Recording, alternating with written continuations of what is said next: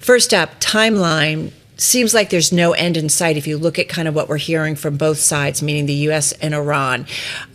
Is that true? Is there anything going on behind closed doors that we need to know about, or what we see and what we've laid out, Tim and I, that's pretty much it right now?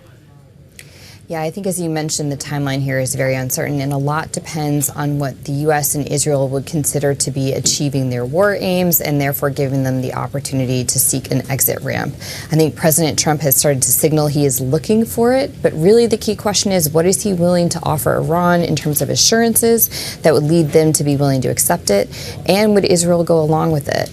And at this moment, it's very hard to say, even though we're 13 days into this conflict.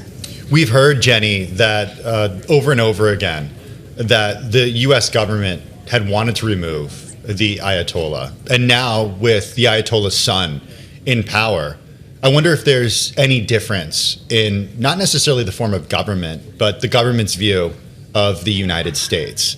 And if that means that if he's in power, that will be a barrier to the president ending this war.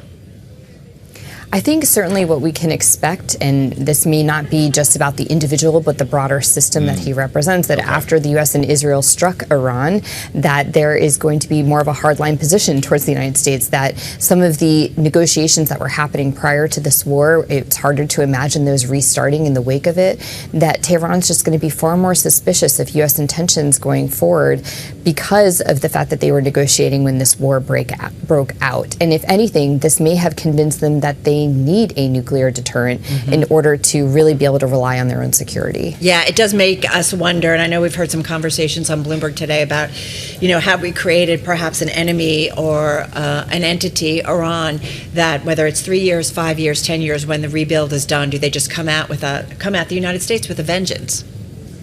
I think there is that risk, but I think it's a present risk. And I would offer, and I think to a certain extent the Trump administration is right on this, that it was a risk beforehand, right? That even though there were negotiations ongoing, the United States and Iran certainly weren't partners. They were not friends. Their interests were quite divergent, and there were a lot of ways in which Iran was rebuilding the capacity to pose more of a threat to the U.S.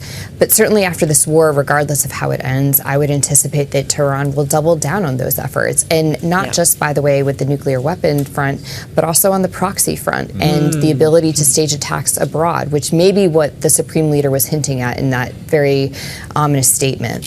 Hey, Jenny, last 30, 40 seconds. The problem of the U.S. war in Iran, is it growing in terms of its impact on the U.S. economy, the global economy, or are we still kind of in a wait-and-see mode? The longer this conflict goes on, the bigger the hit will be to not only the U.S. economy, but the global economy, and the more markets will be nervous that these disruptions aren't temporary.